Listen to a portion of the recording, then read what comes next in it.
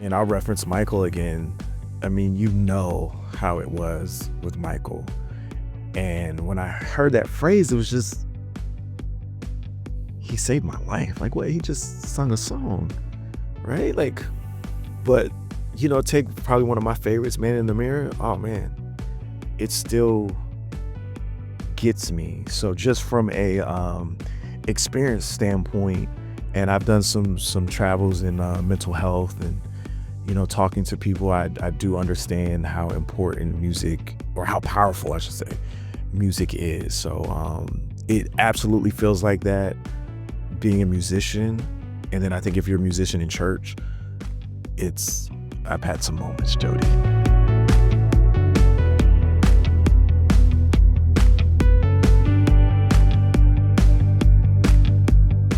Thank you so much for joining me, Jastin. I really appreciate it. Thank you. It is an honor to be here. And as always, I thank God for the opportunity and want to give love to my wife and my two boys, Jason and Jameis. I love you. Jameis, rest in heaven. Wonderful. Yeah. I'm sorry to hear about the parting. That's very sad. Yeah. Yeah. But there's purpose in it. So okay. It's, you know what I mean? It's well, everything we go through shapes us. Exactly. So the acknowledgement still shows love. And yeah, I know I'm not the only one, right? So yeah. I want to start off by asking you if you have an early memory of how sound moved you. Oh, goody.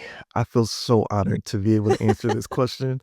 Diving in into the podcast, it's this, like, that question is just so profound. I think we all just go back, right? So I find it shapes who we are, really. Yes, it really does. I kind of want to give like a two-part answer, but I'll be a little different than what I may have said in the past, in a similar way or a similar question. Go for it. Michael Jackson. Okay. I remember, right? That's like all I have to say, right? I remember. I would say I was probably 4 or 5, maybe. It was when the movie came out, Moonwalk. And I used to go to my mom's friend's house, who was in the neighborhood, every day after school and watch that movie.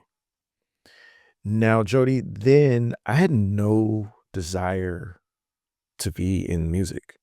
That came like 20 years later.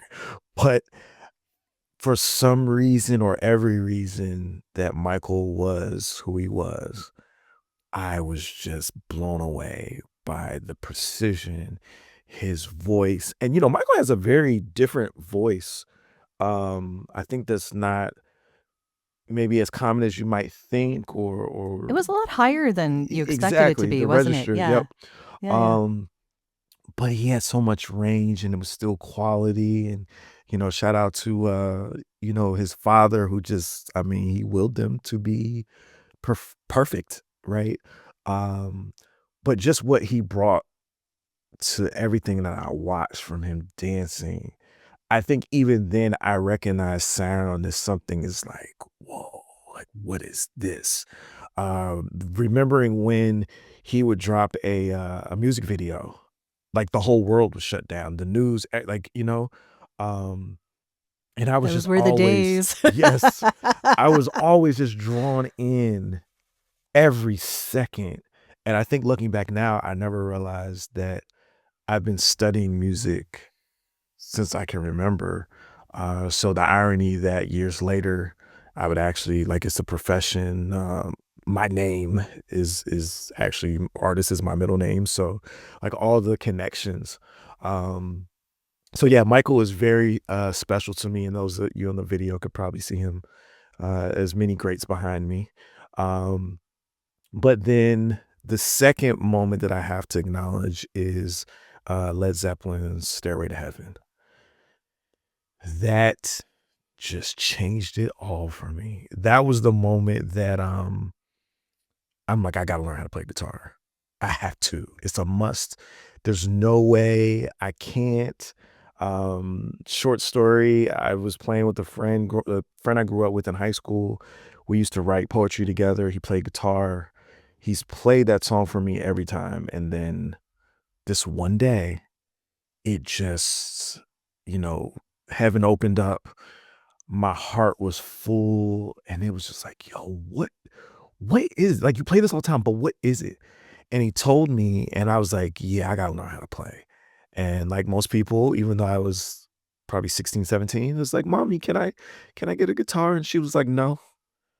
And so shout out to my uncle Joe, who's no longer with us, and the Branch family for giving me a guitar for my graduation.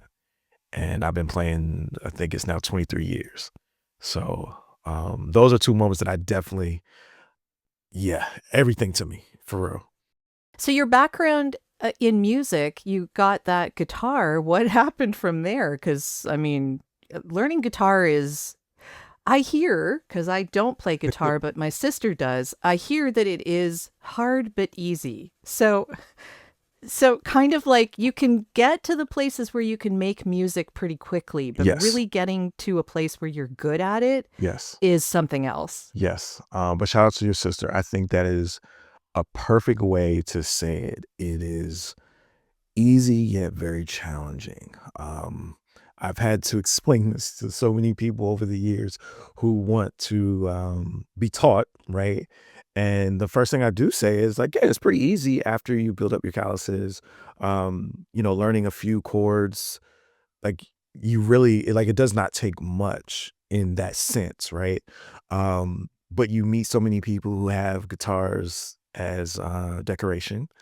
So for me, it was, I mean, I just really jumped in, Jody. Like once Led Zeppelin just changed my life, it was probably a year or so, maybe 2, by the time I actually had my guitar. I don't remember playing my friend's guitar when we would hang out.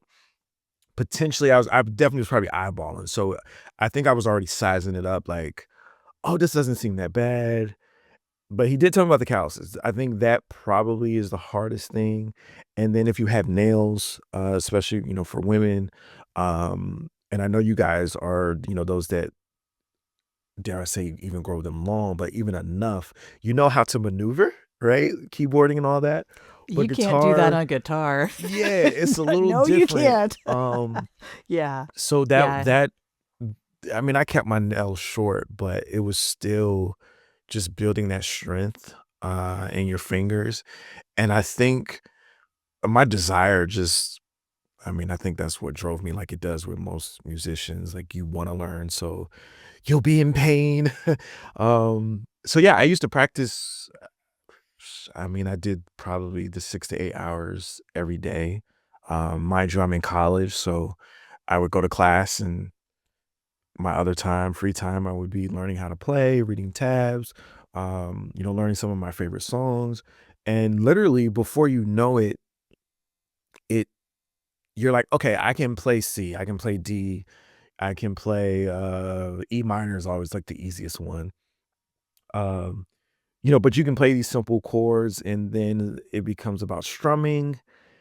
And I think I was probably better when I was younger than I am now, but I've had surgery on my dominant hand, my wrist, and my elbow, so I'm still honestly in rehab. Soloing, I think, took a lot of time. That I honestly didn't think I could ever solo. Of course, I wanted to be Jimmy. Then later, when I found out about John Any Mayer, guitar player wants to be. absolutely, Yeah. absolutely. But then when I found out about John Mayer, it was like, yo, maybe I could be John. And then you see what John can really do, and it's like, okay, maybe I can't be John either. But you know, um, but I think soloing took a longer time for me to, because it's again the sound that I feel when I play is a connection. It's another voice. I'm not a singer. I can hold the notes, but I'm not a singer. And so I It think is a really, voice of yeah, it's a voice of it is. something. It Yeah. is. And Yeah. so the connection that I had to figure out, not only just like musical stuff in terms of timing and hearing the note in my head and then finding it on the guitar, but it was definitely a feeling. And so before you know it, I could solo a little bit, and years later, even with a bum arm, um, I it literally I was playing yesterday, and it was just a feeling. And so I think as long as you have that, then you can do it. So everybody who has a guitar that's for decoration is sitting there. I'm telling you, please pick it up, play it while you're watching your favorite show, whatever. The little time adds up, and before you know it, you're like, oh wait. So Yeah, yeah. And like you say, it's spiritually fulfilling to be able to make music. it really is. Actually, they have determined that it opens up pathways in our brain when we do Yes. that. Yeah. I just had a fellow on the podcast named Stephen Ridley, and he teaches piano, and he's a fellow from the UK who performs globally. And he has a piano, like a course, like a school, I guess. And he's done some research on this, and it actually prolongs our life to be able to make music. So there you go. You're prolonging your life. I mean, I think, and I know music does heal and it saves lives. I used to think that was somewhat corny. I didn't get it. And again, I'll reference Michael again. I mean, you know how it was with Michael.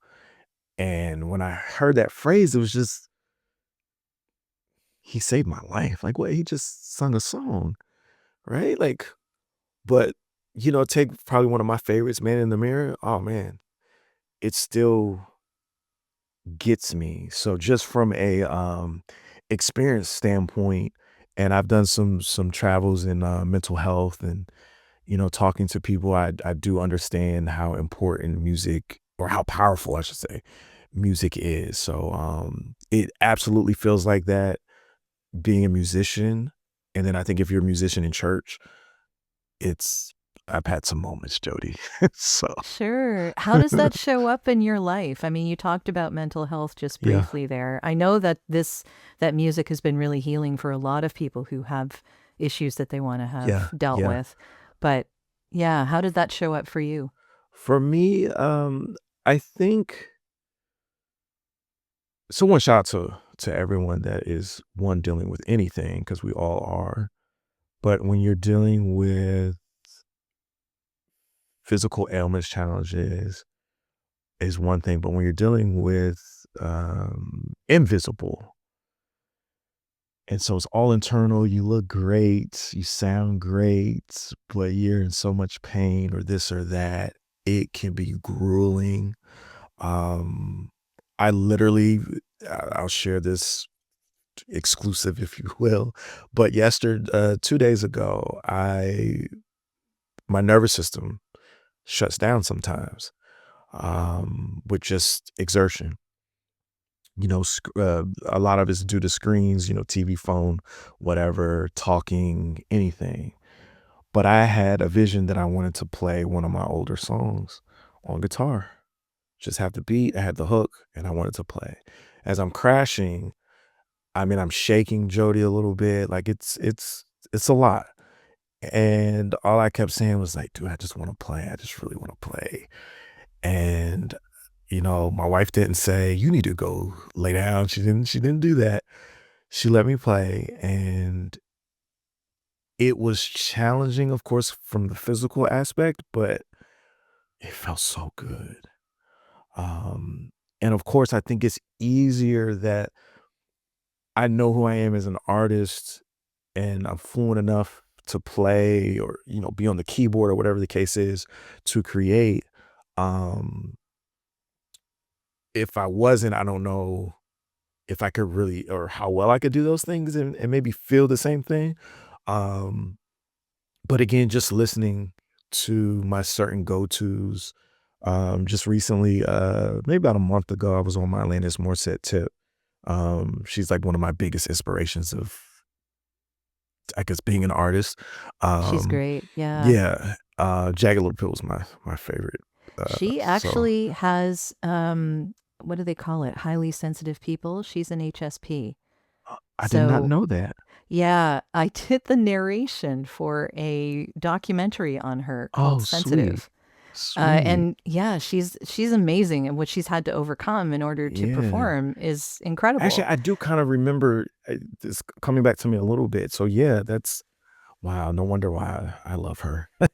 Yeah, I mean, So very relatable. I think a lot y- of us love to make music, and it's hard to make yes, music. like people do not know Yeah. what it takes to be on stage, and so I think I, I mean, it is what it is. But if it wasn't for music, I don't think I would be here. Like literally, figuratively, it is that impactful to me. So in these moments that I am challenged and I'm a full-time musician for the last 6 years. And so of course, just being an entrepreneur anyway, it's the ups and downs, but creatively, man, I couldn't imagine Jody if I didn't have it. Like where would I be? The headspace, or take it a step further, if I didn't have access to these records, I still have my CDs, right? If I didn't have that, I just man, I don't know.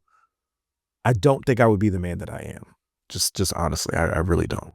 Hi, this is Dr. Thomas Dixon, and you're listening to the Audio Branding Podcast, a great place to learn how powerful sound can be. If you want to understand how to harness that power in your own life, keep listening. Is there a difference for you between making the music and listening to music? Ooh. I'm just wondering if it fulfills something different, or Yes. if it heals better or worse, Yeah, like, I yeah. that is a really good question. I think it is different, but I think some of the same properties are there, right? So I think for me, when I'm creating, there's just this heightened level of creativity, like you said earlier, spirituality that for me, I'm connected to. And I feel that and it's different, especially when it's like flowing and you're like, I don't know where this came from, but I know where this came from, right? And I think it's like a side that I'm fulfilling in this moment, whether I'm just playing and practicing or whether I'm actually like making a record for sync or doing a song for an album, like whatever the case is.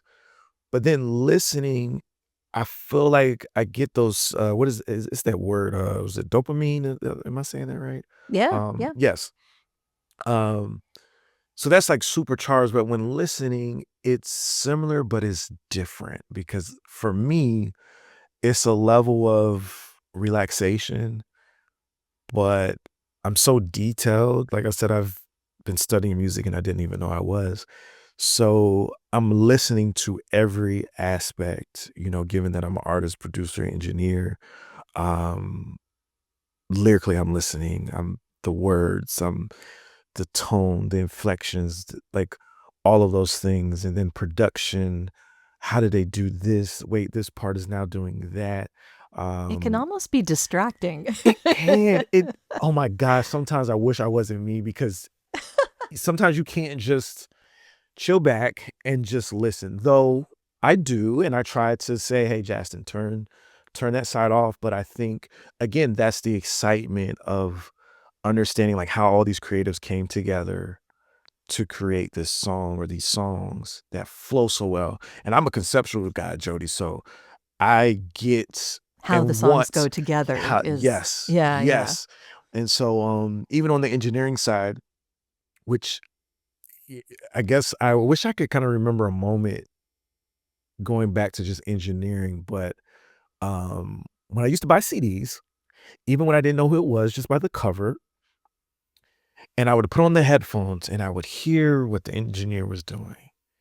Oh my gosh, it's like the greatest feeling in the world. So, listening again, it still achieves the same thing, but sometimes, yeah, it's hard to turn off that learning, how do they do that? Oh my gosh, can I do that now? You know what I mean? Even years later, it's like I'm listening and I'm like, wait a minute, what did they do to, you know what I mean? And then other times you just, let me just chill. I totally get it. I'm a singer, so it's hard for me to listen to music as a recreation. I find it really hard because I'll give myself a headache trying to hear the lyrics, Yeah. trying to figure out what they meant by that, Yeah. trying to follow this little lyrical thread here. How Yeah. did they move their voice in that particular way? Like Yep. it just, Yep. it'll get me so in the weeds Yep. that so for me, like I actually end up like silence for me is calming. But you have a great point there, because I That is think, a sound. yes, I was gonna say it is, but there is I don't know, I feel like it's in a different way. But there's something that happens in just the silence, especially when this is your profession in sound. Because oftentimes I have to do the same thing. I don't want to hear another note, bass, 808, guitar riff. Like, I don't want to hear it. I don't want to hear a vocal. So you have to take breaks. And I think that's something I have learned over the years. But I was going to ask real quick, for you, do you enjoy instrumental music, whether it's classical, jazz, lo-fi? Like, I will actually listen to some lo-fi. I have a few YouTube channels that I'll just tune in every once in a okay, while, like just for okay, the okay. heck of it, and it's Yeah. just this like little animated character or something moving Yeah. around on a screen, and it's like nothing. It's Yeah. constant. But the songs change, right? Yeah. Yeah. Or instrumental jazz, which I do love. I love to. Yeah. The singing that I do is more like torch singing. Like it's almost more like Okay. Lena Horne and Sarah Vaughan and that kind of stuff. So, jazzy, like it is jazz, but it's Yeah. so Yeah. different stuff like that. And I was raised on pop. I was raised on Okay. Michael Jackson Yeah. and Billy Joel and Joni Mitchell and this kind of stuff. And I mean, so that's where my music went when I first started. But it was kind of like realizing I will never be as good as that. And so I will do what I can, and I will make myself feel good. Mhm. And sometimes I will share it with people. But then I started focusing on the singing rather than the songwriting. So yeah, Gotcha. the singing, I felt like I could figure out a way to master. Right. Okay. Whereas the songwriting for me was kind of like an afterthought almost. Gotcha. But yeah, along those lines, I kind of want to ask you about your A&R background, because I Yes. know that you work with a lot of other artists. Mhm. So how do you nurture other artists to be the best that they can be? Ooh, very good question. Well, I like to call being an A&R is like the cool uncle or auntie. Being the manager is the parent. So, Yes, yeah. there is some separation there, but no, I mean, I started with, like many people, especially when you start in the dorm rooms. Um, Shout out to North Carolina A&T State University, Aggie Pride. Um, you become the person that makes music. But I did realize that I was excited about sharing what I knew and what I was learning. And then before you knew it, I think, being removed from computer science, switching to English and getting that question, oh, you want to teach? And I'm like, no, I don't. I was a Oh teacher. my God, someone else who said the same thing. Really? Yes. Yes.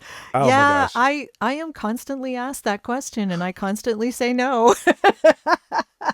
Jodi, I mean, so I'm a twin, and shout out to my sis. Hmm.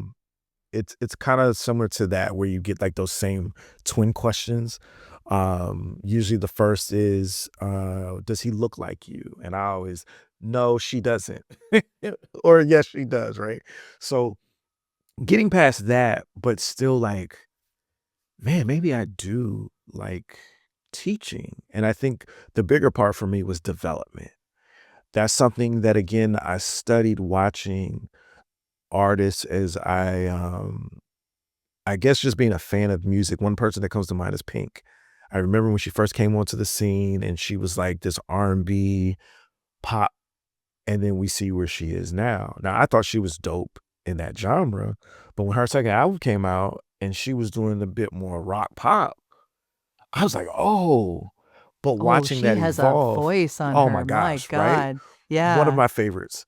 Um, She's amazing. so just, I guess, getting all that connecting and just learning about artist development and what it means, is clearly not the same as it used to be. And I feel like that's where I kind of, that's where I feel the void, is still trying to keep that development and growth. I was just telling someone today, what good is it learning music production and writing and all this other stuff, or even having a viral post now, or if you do ever achieve a hit song, but you don't know how to run your business, Oh, that is such a right? good point. Like Yeah. it just, we're in a If you're not space. prepared. Exactly. What good is Yeah. it if you get these things that you say that you want, but you're not ready to actually handle it? I was just talking to an artist recently this week, and I think the conversation was just more or less, they were achieving, working on their nutrition and things. And they were like, I don't really want to do it, whatever. And I said, listen, you say you want to be this star, you want to do this, right? But if you can't do an hour set or 2 hours, what are we talking about? Right? And so this is where I come in. This is where I'm able to fill the void, to change the mindsets of the artists in today's time, regardless of how old, genre. It's just really important to me to shift that what's the word? Old way of Mindset? thinking. Yeah, and thinking that if I have this, then I don't have to do that. I'm like, even A-list artists still grow and develop in all areas of their business, which is why they are who they are and legendary and these things. But we don't want to work for it. We don't want to learn outside of the creative aspect. And I feel that's where, even without a number one hit or anything, but shout out, we just achieved 500,000 streams on Spotify to my guy Damian Lewis. God got Congratulations. me. Um, so regardless of what the accolades are, you still got to do the work, and that's what I want to encourage, my fellow artists and creatives, period, because creatives are leaders, so we have to lead in every aspect. Oh, yeah. Yeah. And I mean, it sounds like what you're doing is teaching of a sort. It's just Yes. the sort that you want to Jodi, do. yep, exactly, exactly. I love the kids, Yeah. Jodi. I love them, but I couldn't. After a while, I couldn't do it, man. I couldn't do it. Shout out to Yeah. my teachers Yeah. out there. Shout out to them. So, for an artist who wants to do the work Mhm. and be successful, what would you suggest that they do these days? Because, wow, have Oh things wow, changed since I, Michael Jackson's day? absolutely. Well, first I'll say, come find me. Let's talk. Let's work together. Hopefully, right? If there's synergy, we can move forward, right? um. So for me, I'll try to make this condensed, but I think there's a lot of work that has to be done, just like there is when you're learning your instrument, when you're, learning how you put a song together, right? I remember even as a songwriter, I don't remember the book, but it was like, learn how to do it right before you learn how to do it your way. And Yeah. so, Learn the rules before you break yeah. them. Yeah. And so I think that is hugely important, no matter like where the artist, where they are. So if you're good in creating your music, you're good at putting the album together, or EP or single, then figure out where you need to focus, right? And I have another thing that I say over these years is like, and this was for me, talking to me first, right? What good is it when you're talking about, oh, I want royalties, but you haven't signed up for your PRO, or you don't have a Yeah. bank account? That's a business Like, thing that people need to pay attention to. exactly, Yeah. right? So, Yeah. or Business wise, though, like what would you suggest an artist make sure they have behind them oh, before they get that success? Well, that's the end of this episode. Thanks for listening. And if you like what you heard, why not tell a friend about this podcast? It's available in all the usual locations. Until next time.